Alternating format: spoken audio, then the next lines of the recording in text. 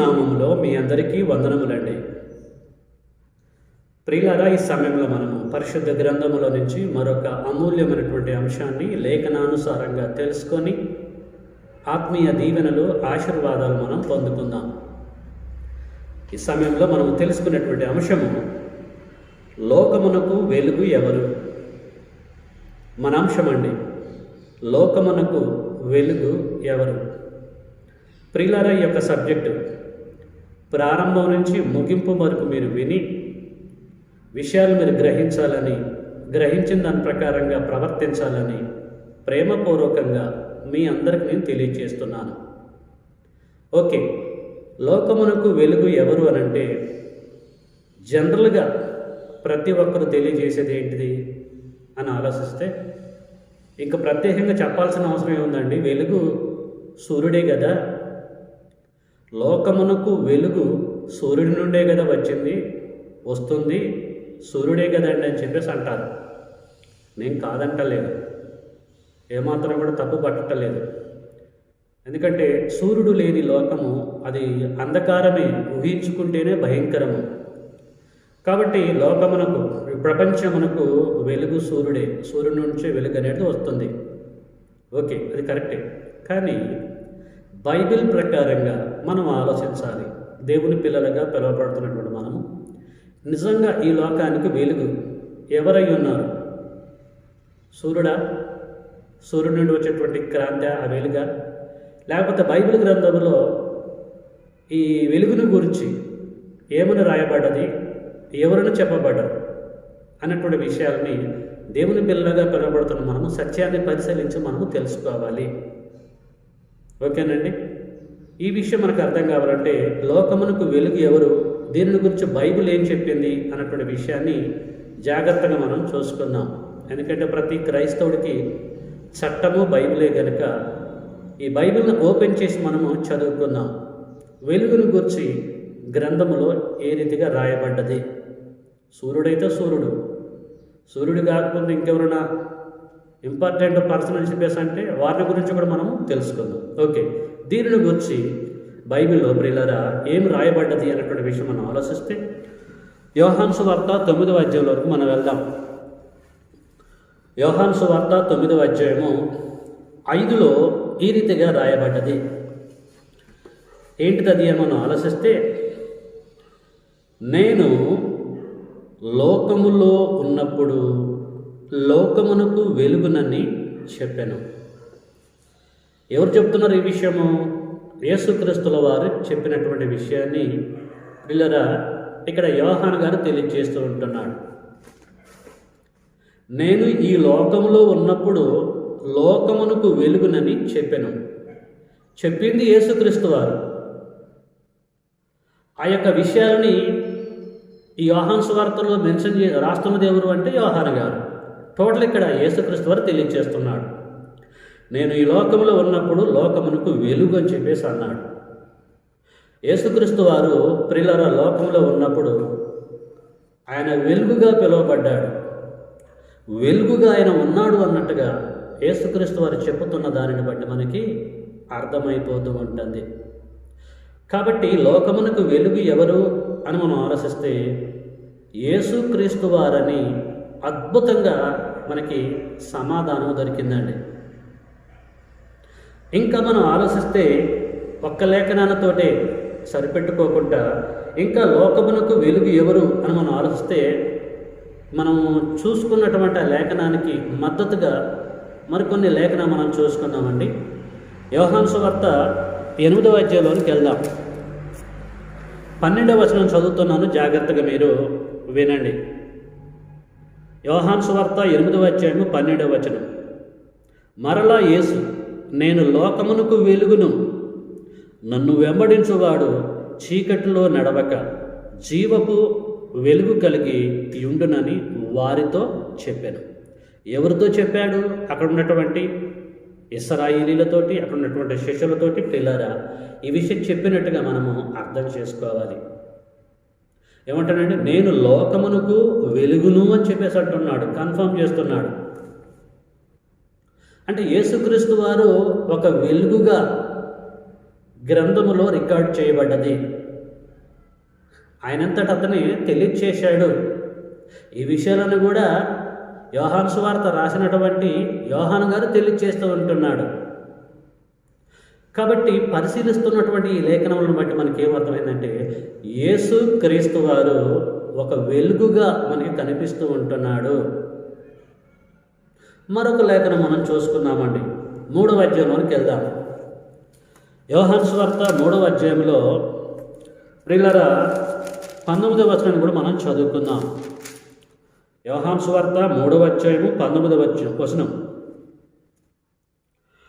ఆ తీర్పు ఇదే, వెలుగు లోకములోనికి వచ్చెను, గాని తమ క్రియలు చెడ్డవైనందున మనుషులు వెలుగును ప్రేమింపక చీకటినే ప్రేమించిరి అని ఎవరు అంటున్నారు? యోహాను గారు అంటున్నారు.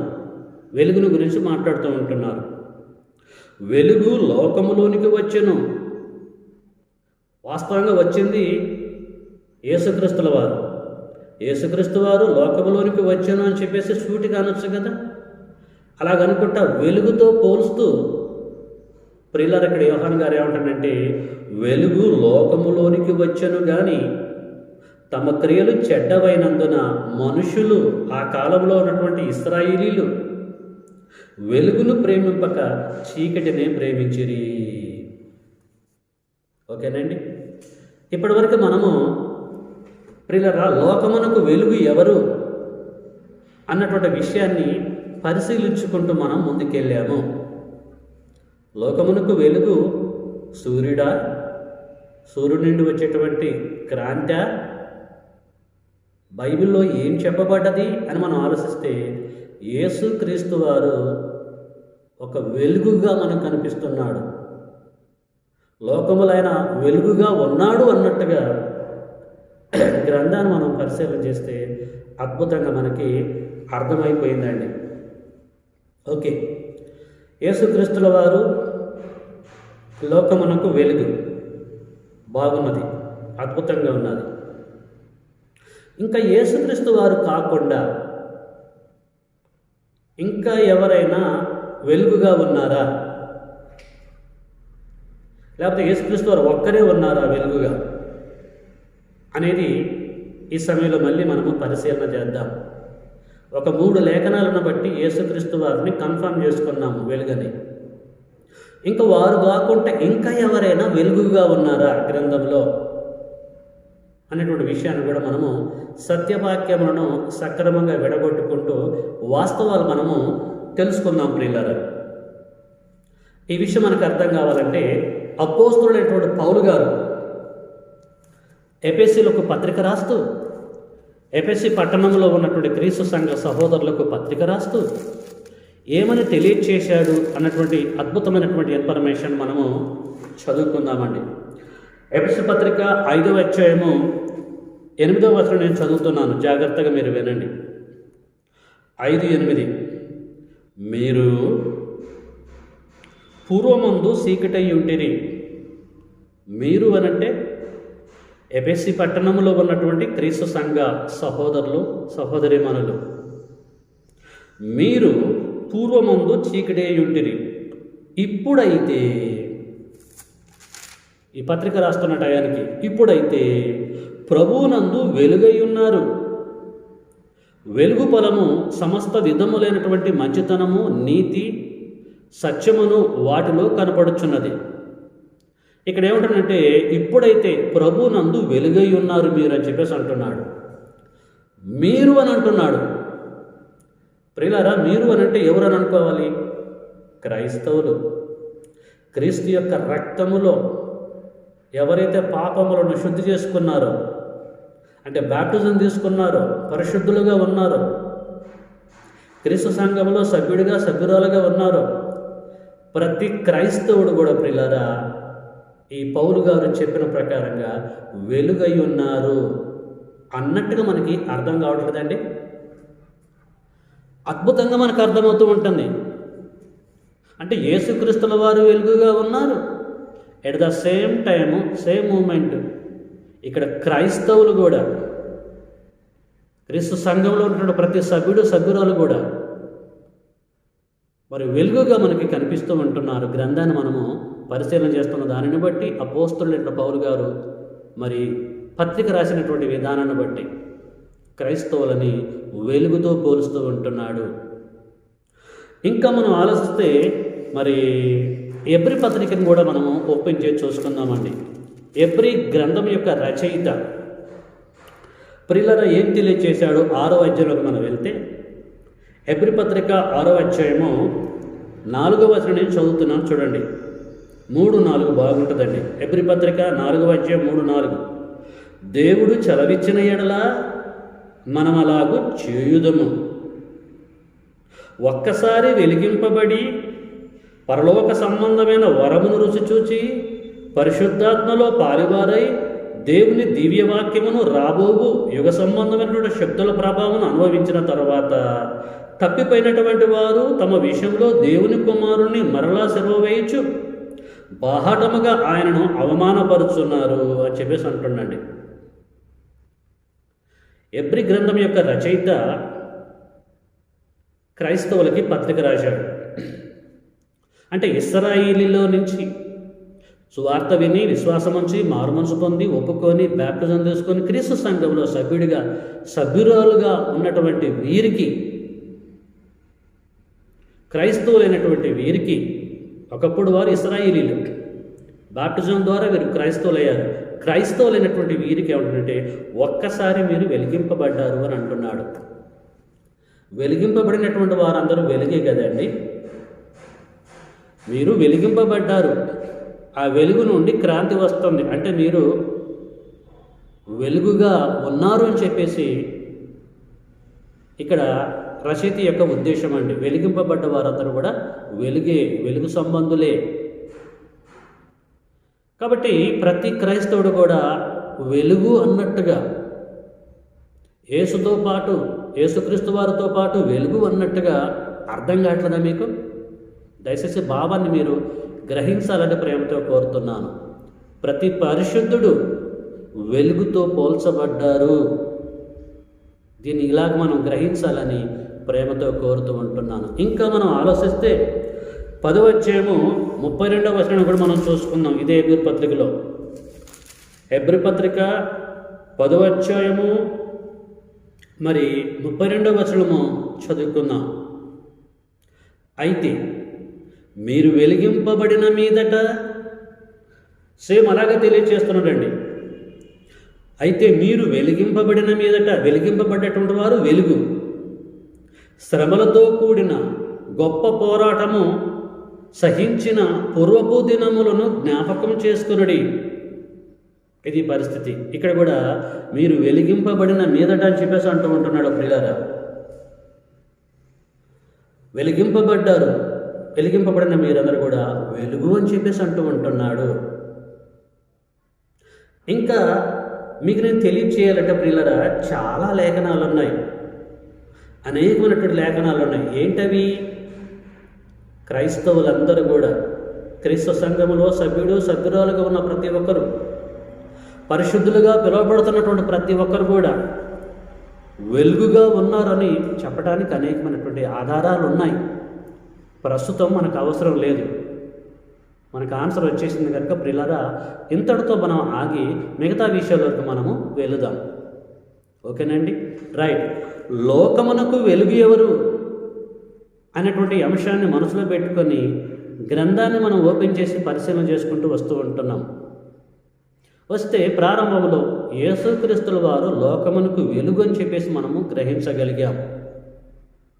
వారు ఒక్కరేనా, ఇంకా ఎవరైనా ఉన్నారా వెలుగుగా అని మనం ఆలోచిస్తే ప్రతి క్రైస్తవుడు కూడా, ప్రతి సోదరి, ప్రతి సహోదరుడు కూడా, క్రీస్తు యొక్క సంఘములో సభ్యురాలుగా ఉన్నటువంటి ప్రతి ఒక్కరు కూడా, దేవుడి చిత్తాన్ని నెరవేర్చేటువంటి ప్రతి ఒక్కరు కూడా వెలుగుగా ఉన్నారు అని చెప్పేసి మనము 2-3 లేఖనాలు మనం పరిశీలన చేసి తెలుసుకున్నాం.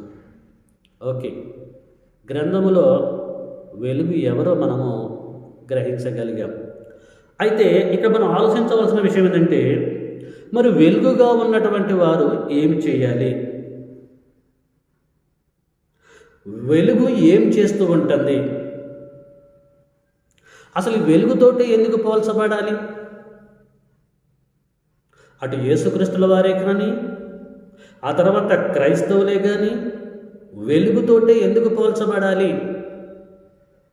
ఇప్పటి వరకు మనం పరిశీలన చేస్తే వెలుగు సూర్యుడు అని చెప్పేసి ఈ సబ్జెక్ట్లో మనం గ్రహించలేదు. యేసుక్రీస్తుల వారే వెలుగు, క్రైస్తవులే వెలుగు అని చెప్పేసి మనం గ్రహించగలిగినాం. అయితే వెలుగుతోటే ఎందుకు పోల్చబడాలి? యేసుక్రీస్తు వారే కానీ, క్రైస్తవులే కానీ. మిగతా వాటితో పోల్చబడచ్చు కదా. వెలుగుకి ఎందుకు సాదృశ్యంగా ఉన్నాం? వెలుగుతోటి ఎందుకు పోల్చబడ్డాం మనము? ఇందులో ఉన్నటువంటి జ్ఞానం ఏంటి? ప్రియులారా, చాలా జాగ్రత్తగా మీరు ఆలోచించాలని ప్రేమతో కోరుతున్నాను. ఓకేనండి? వెలుగుతోటి ఎందుకు పోల్చబడ్డాం? అసలు వెలుగు ఏం చేస్తుంది అనేటువంటి విషయాన్ని కూడా మనం గ్రహిద్దాం. ముందుగా మనం యేసుక్రీస్తుల వారు వెలుగు అని చెప్పేసి అన్నాం కదా.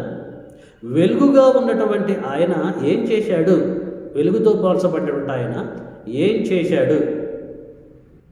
అది మనకు అర్థమైతే ప్రియులారా, మనం కూడా అలాగే చేయాలన్నది దేవుడి యొక్క ప్రణాళిక. వెలుగు ఏం చేస్తుంది ఏంటి అనేటువంటి విషయం మనం ఆలోచిద్దాం. యేసుక్రీస్తు వారు ఏం చేశారు అనే విషయం మనకు అర్థం కావాలంటే యోహాను సువార్త 1వ అధ్యాయంలో ఖచ్చితంగా మళ్ళీ మనం వెళ్ళవలసిందే. యోహాను సువార్త 1వ అధ్యాయంలో మరి 9వ వచనం గురించి మనం చదువుకుందాం. యోహాను సువార్త 1వ అధ్యాయము 9వ వచనం.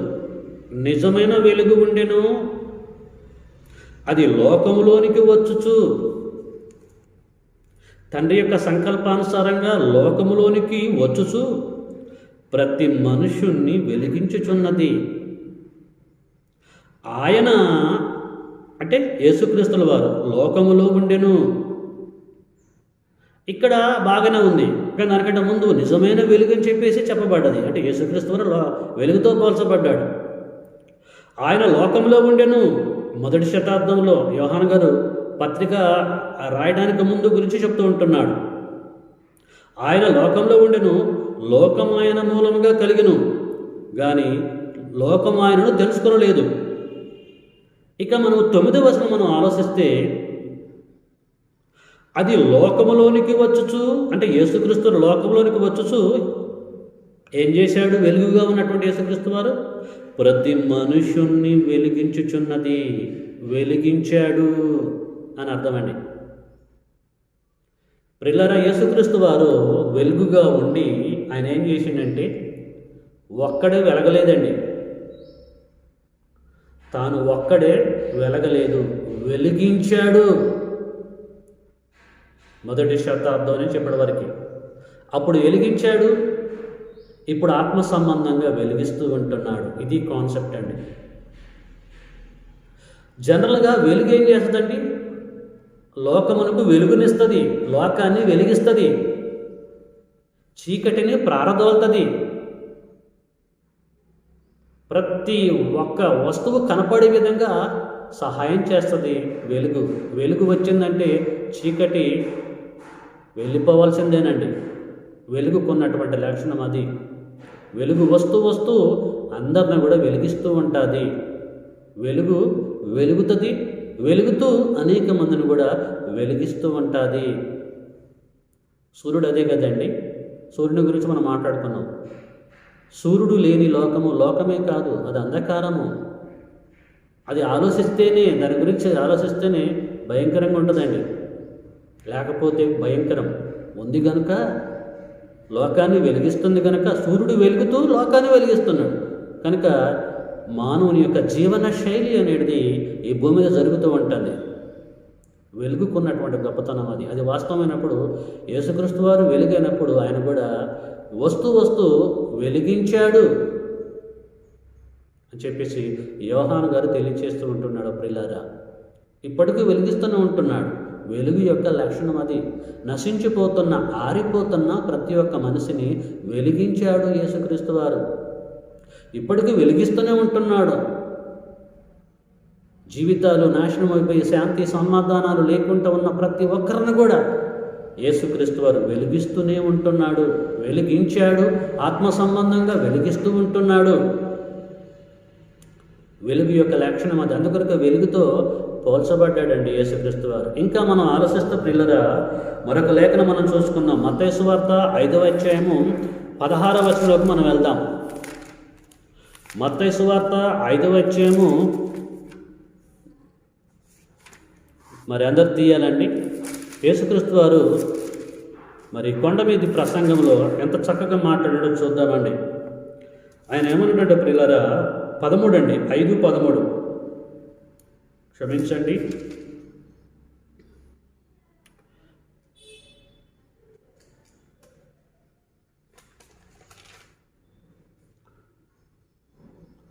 మత్తయి సువార్త 5వ అధ్యాయము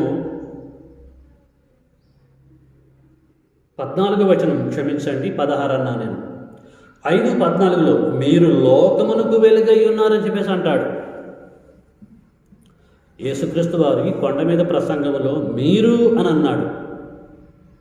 ఎవరిని ఉద్దేశించి అన్నాడు అని మనం ఆలోచిస్తే 5వ అధ్యాయము మొదట్లో ఆయన ఆ జన సమూహములను చూచి కొండ ఎక్కి కూర్చుండగా ఆయన శిష్యులు ఆయన యుద్ధకు వచ్చిరి. అప్పుడు ఆయన నోరు తెరిచి ఇలాగూ బోధింపసాగెను. ఆ జన సమూహములు అన్నాడు. ఏ జన సమూహములు?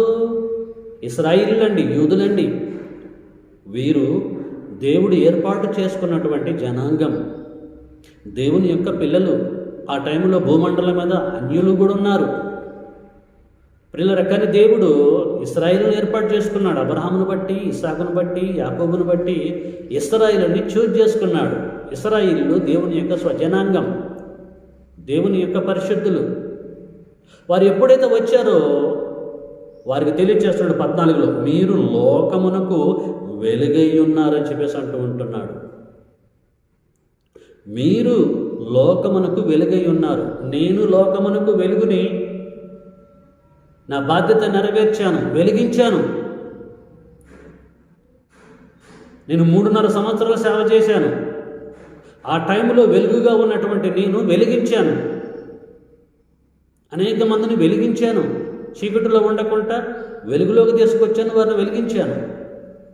ఇప్పుడు ఏమంటున్నానంటే, మీరు లోకమునకు వెలుగై ఉన్నారు, మీరు కూడా లోకమునకు వెలుగుగా ఉండాలి అని చెప్పేసి అంటుంటున్నాడు. కాబట్టి పిల్లలు, ఆ వెలుగుగా ఉన్నటువంటి వారు, వెలుగుగా ఉన్నటువంటి యేసుక్రీస్తు వారు వెలిగించాడు, తెలియచేస్తున్నాడు, సలహా ఇస్తున్నాడు వెలుగుగా ఉన్నటువంటి వారికి, దేవుని యొక్క పిల్లలకి. అటు ఇశ్రాయేలుకే కావచ్చు, నూతన నిబంధన గ్రంథం ప్రకారంగా పరిశుద్ధులుగా క్రీస్తు సంఘంలో సభ్యులుగా ఉన్నటువంటి ప్రతి ఒక్కరు కూడా తెలియచేస్తున్నాడు. ఇది ప్రతి క్రైస్తవుడు వెలుగని చెప్పేసి మనం అనుకున్నాగా. కాబట్టి మీరు ఇప్పుడు లోకమునకు వెలుగు అని చెప్పేసి అన్నాడండి. అది విషయం. వెలుగుగా ఉన్నటువంటి వారు ఏం చేయాలి? వెలుగుతూ వెలిగించాలి. ఇది కాన్సెప్ట్. యేసుక్రీస్తుల వారు వెలుగుతూ వెలిగించాడు. వెలుగుగా ఉన్నటువంటి దేవుని పిల్లలు కూడా వెలుగుతూ వెలిగించాలి. అందుకొరకే మీరు లోకమునకు వెలుగై ఉన్నారని చెప్పేసి అన్నాడు. ప్రియులారా, ఈరోజు ఎంతమంది క్రైస్తవులు, దేవుని యొక్క పిల్లలు, క్రీస్తు సంఘంలో సభ్యులుగా ఉన్నటువంటి వారు ఎంతమంది వెలుగుతున్నారు? అసలు కొద్దిమంది మధ్యలో ఆరిపోయారండి. మనము వెలగాలి, చనిపోయేంత వరకు వెలగాలి, అంటే ఆరిపోయేంత వరకు వెలగాలి. వెలుగుతున్న మూమెంట్లో వెలిగించాలి. ఆరిపోయినటువంటి దీపాలని వెలిగించాలి, ఆరిపోయినటువంటి బ్రతుకులను వెలిగించాలి. ఇది అద్భుతమైనటువంటి ప్రణాళిక అండి. నిజంగా నువ్వు వెలుగైతే, నిజంగా నేను వెలుగైతే, నిజంగా యేసుక్రీస్తు వారు వెలుగైతే ఏం చేయాలి? వెలుగుతూ వెలిగించాలి. అసలు నీకే దిక్కు లేదు వెలగడానికి, నీదే గుడ్డి దీపం లాంటిది. నువ్వు వెలిగేది ఎప్పుడు?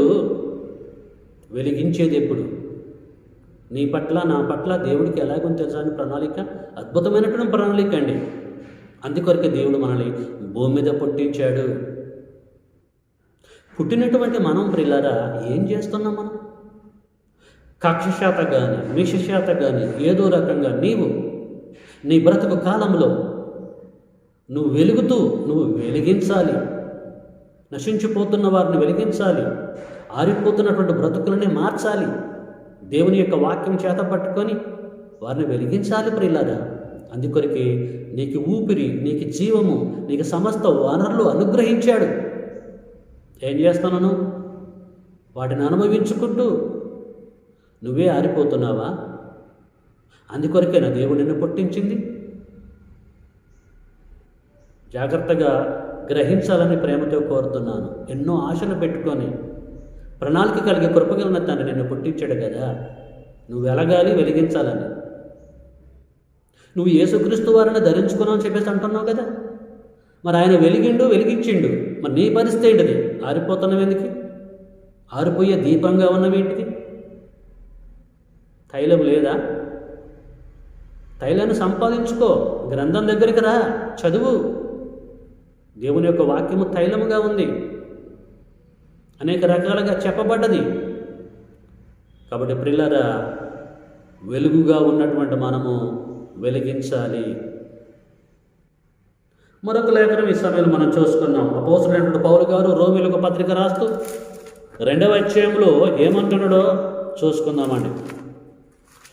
రామపత్రిక దయచేసి 2వ అధ్యాయాన్ని మనం తీద్దామండి. రామపత్రిక 2వ అధ్యాయంలో ప్రియులారా 20వ వచనం మనం చదువుకుందాం. రామపత్రిక 2వ అధ్యాయము 20వ వచనం.